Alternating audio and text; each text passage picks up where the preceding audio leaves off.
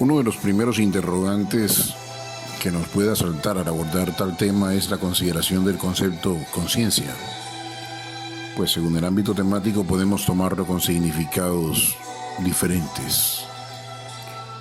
Por un lado podemos entender la palabra conciencia como el conocimiento de la propia existencia, puesto que a eso se suele hacer referencia cuando hablamos de ser consciente. Pero por otro lado, podríamos también entender que con tal palabra se suele hacer referencia al yo. ¿Pero qué es el yo? Pues normalmente cuando se habla del yo, se pretende hablar de esa noción compleja de sí mismo, de concebirse y entenderse a sí mismo como un individuo, un sujeto ubicado en un entorno determinado. Pero para hablar del yo, de la conciencia humana como un ente inmortal metafísico, tenemos primero que conocer los argumentos lógicos del materialismo científico y sus consideraciones al respecto.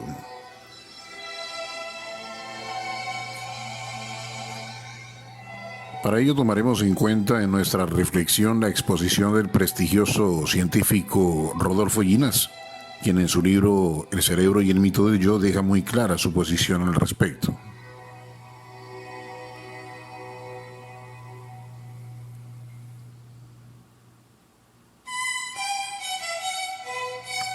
El neurocientífico Rodolfo Ginás afirma en su libro que los seres vivos y sus funciones biológicas son producto de la asociación celular, producto claro a su vez de la evolución y adaptación de la vida en este planeta. Así, cuando unas células se reúnen y conforman una comunidad, un tejido, se especializan en el desarrollo de tal o cual función de acuerdo con sus características químicas, de tal manera que diferentes tipos de células se asocian para conformar diferentes tipos de tejido. Es así como unas células pasan a conformar tejido muscular, nervioso, cardíaco o hepático, generando en el individuo cierto nivel de conciencia desde sus percepciones y autopercepciones para acabar el desarrollo de sus funciones vitales y su supervivencia.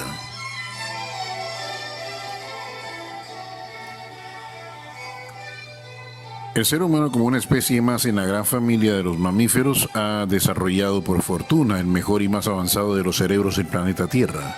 Sin embargo, aún conserva las capas encefálicas previas de su sistema, que eran las que le regían enteramente cuando hace millones de años aún era una especie muy primitiva. Por eso es lo que la ciencia cree, o por lo menos cierto sector científico.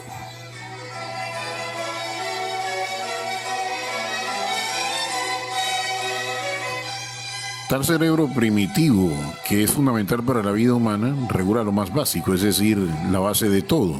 De ahí que desde el control del sistema endocrino controle también la conducta humana, lo que sigue haciendo en gran medida de tal conducta una conducta animal. Ese es un aspecto que a lo mejor la humanidad nunca superará mientras seamos producto del cabal funcionamiento de nuestro sistema nervioso y endocrino. Seguiremos teniendo la conducta violenta, animal que tenemos. Por muy avanzados que podamos estar desde la perspectiva tecnocientífica.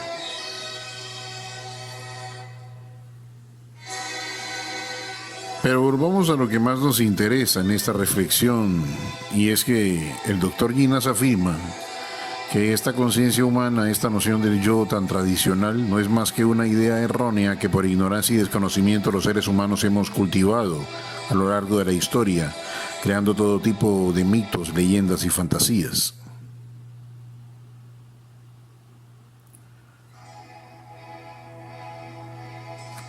El doctor Ginás plantea que esa noción del yo es producto de la percepción de su entorno y de sí mismo, lo que le hace creer para su supervivencia y cabal funcionalidad que es un ente único y que debe cuidar de sí.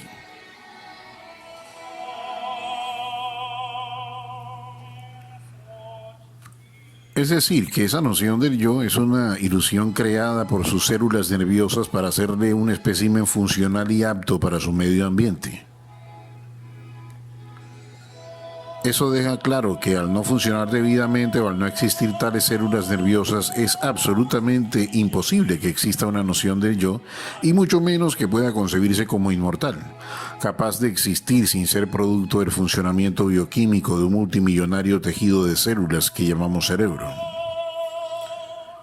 De tal manera que con este libro el Dr. Ginás deja clara su posición materialista que niega la existencia del mundo espiritual y se sume en un materialismo científico absoluto.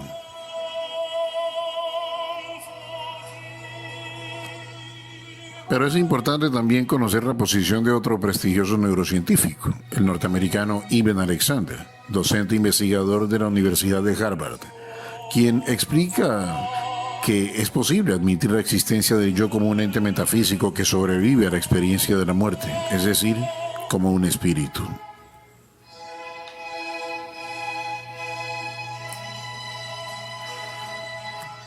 En su libro La prueba del cielo, el Dr. Alexander describe como neurocientífico cómo una meningitis bacteriana inflamó e incapacitó su cerebro de tal modo que le llevó a caer en estado de coma por más de una semana. Llegó a padecer otras infecciones que afectaron seriamente algunos de sus otros órganos de tal manera que sus colegas ya de alguna manera se habían resignado a su muerte inminente y se preocupaban por apoyar psicológicamente a su familia.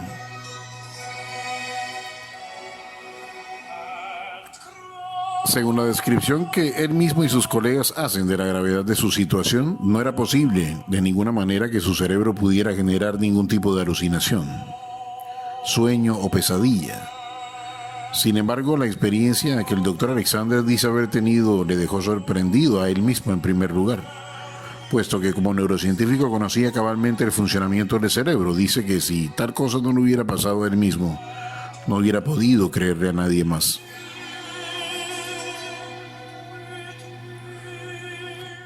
Lo cierto, sin embargo, es que recordando a Alexander todo lo experimentado en su conciencia, en su yo, durante el estado de coma por la meningitis bacteriana, le tocó admitir la existencia del yo, de la existencia humana como un ente metafísico inmortal. Pero el que no quiere creer, pues simplemente no cree y punto. Muchos consideran que personas como Brian Weiss y el Dr. Alexander tan solo son astutos engañadores que quieren convertirse en famosos escritores o conferencistas. No me detendré aquí ahora a contar cómo fue la experiencia de Eben Alexander, pues bien detallada la dejó ver en su libro. Además, más adelante les relataré la experiencia cercana a la muerte de una profesora de inglés con la que tuve la oportunidad de trabajar hace ya algunos años.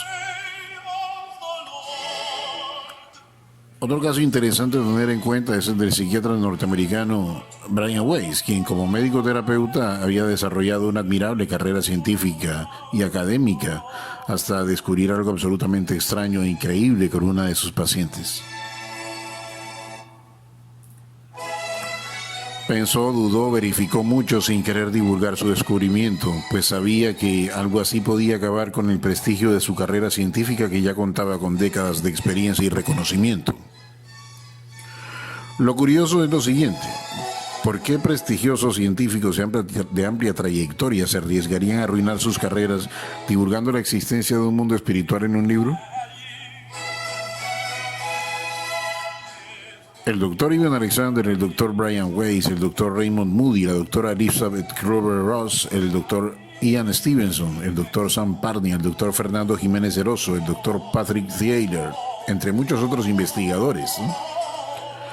Ninguno de estos prestigiosos científicos creyó al principio en estas cosas, pero luego de tanto investigar y verificar con rigurosidad científica, sintieron que debían dar a conocer tales misterios que aún se hallan sin resolución científica, pues los notaron como algo real, aunque nuestra avanzada ciencia actual aún no pueda entender ni demostrar sus particularidades.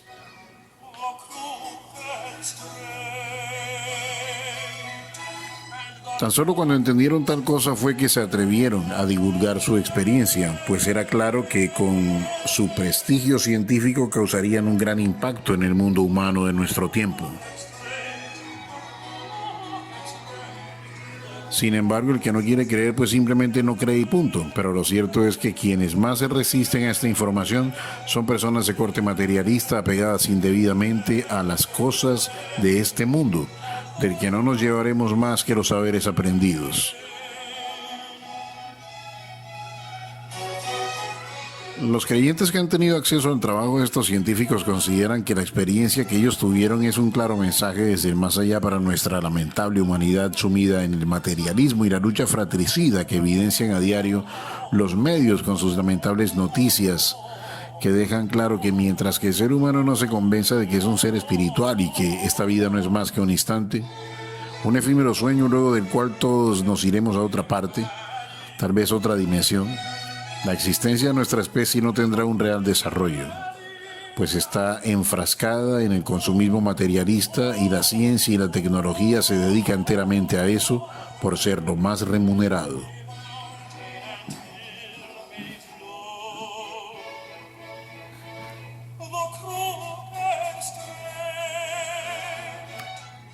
Cierto es que existe mucho fanatismo ciego que desde las religiones institucionalizadas impide a las personas creer realmente como personas y como seres espirituales, obligándoles a contribuir, a pagar diezmos y ofrendas antes que a socorrer con misericordia a los necesitados. Hay gente que dice, no, yo solo leo la palabra de Dios. Pero su conducta egoísta y lamentable deja mucho que pensar si se considera que dicen ser seguidores de Jesús de Nazaret.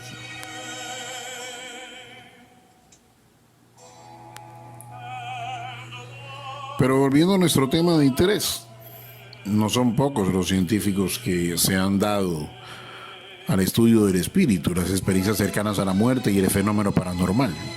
Es curioso que, como bien lo planteara el doctor Raymond Moody, luego de una larga investigación, la mayoría de las personas que tienen experiencias cercanas a la muerte coinciden en las experiencias que dicen haber tenido. Sonidos como de zumbidos o melodías, sensación de paz y calma, experiencias extracorporales, sensación de salir del propio cuerpo y mirarse desde afuera, viaje a través de un túnel oscuro con una salida luminosa, sensación como de ascenso paulatino, ver personas fallecidas o extrañas. Es curioso, pues a los vivos no se les ve y en algunos casos que se vieron era que no se habían enterado de que ya habían fallecido. Encontrarse con un ser luminoso que les hace preguntas. Algunos creyentes creen que es Jesucristo, un santo o un ángel de la guarda. Ven a menudo como un repaso rápido de sus experiencias de vida y muchos experimentan mucho bienestar y sensación de no querer regresar a la vida. Conozco personas que me han contado cómo vieron a sus padres o sus abuelos que en el momento de morir en plena agonía decían ver a sus parientes ya fallecidos y que hasta charlaban con ellos. Lo curioso es que en las tales visiones los moribundos nunca dicen ver a alguien que esté vivo, sino solo gente fallecida, gente extraña o niños desconocidos.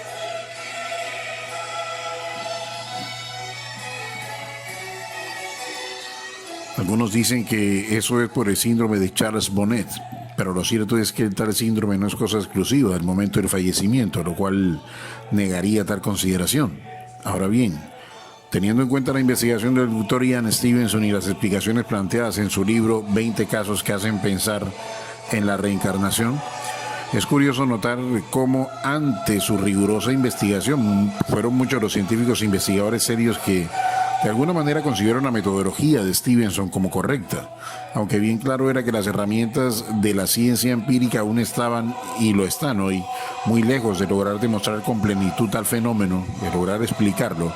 De ahí que es lógico que la comunidad científica en general no lo acreditase, aunque hay que reconocer que su rigurosidad detectivesca para su investigación de alguna manera dejó pensando a gran parte de la comunidad científica mundial en la posible, aunque empíricamente indemostrable, realidad del mundo espiritual. Los casos que abordó sin duda son sorprendentes. Así pues, luego del impacto de las investigaciones de Stevenson al respecto, muchos otros se han dedicado también al tema con mucha atención, y no solo médicos, también periodistas y toda clase de divulgadores científicos. Son abundantes las noticias sobre tales divulgaciones que se pueden hallar en la internet. Parece que sí, algunos niños tienen recuerdos de sus vidas pasadas, por lo general, y más recurrentemente cuando han muerto de muertes violentas o trágicas.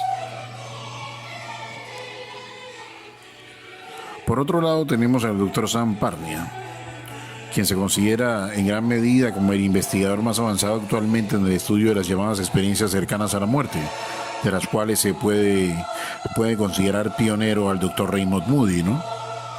Basta con leer el libro Vida después de la vida del Dr. Moody para notar que existe algo muy extraño de lo que no se puede afirmar nada concreto, pero se plantea un misterio que la ciencia desde su empirismo no puede dominar.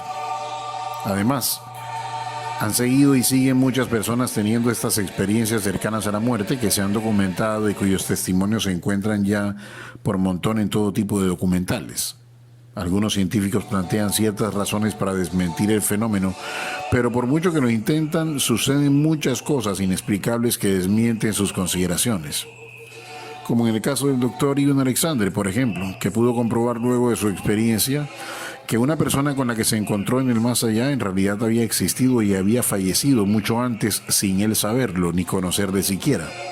De tal manera que era imposible que fuera una alucinación de un cerebro agonizante.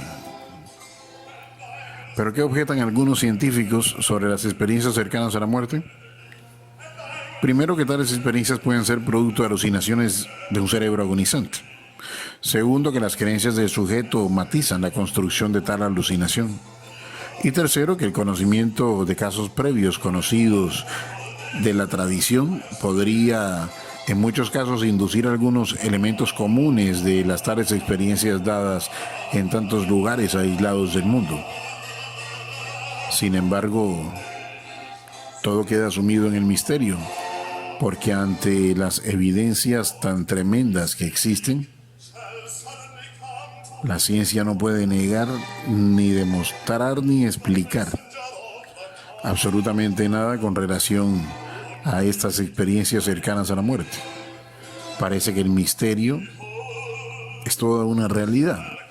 Parece que la conciencia humana es inmortal y logra trascender la experiencia de la muerte para seguir siendo conciencia personal.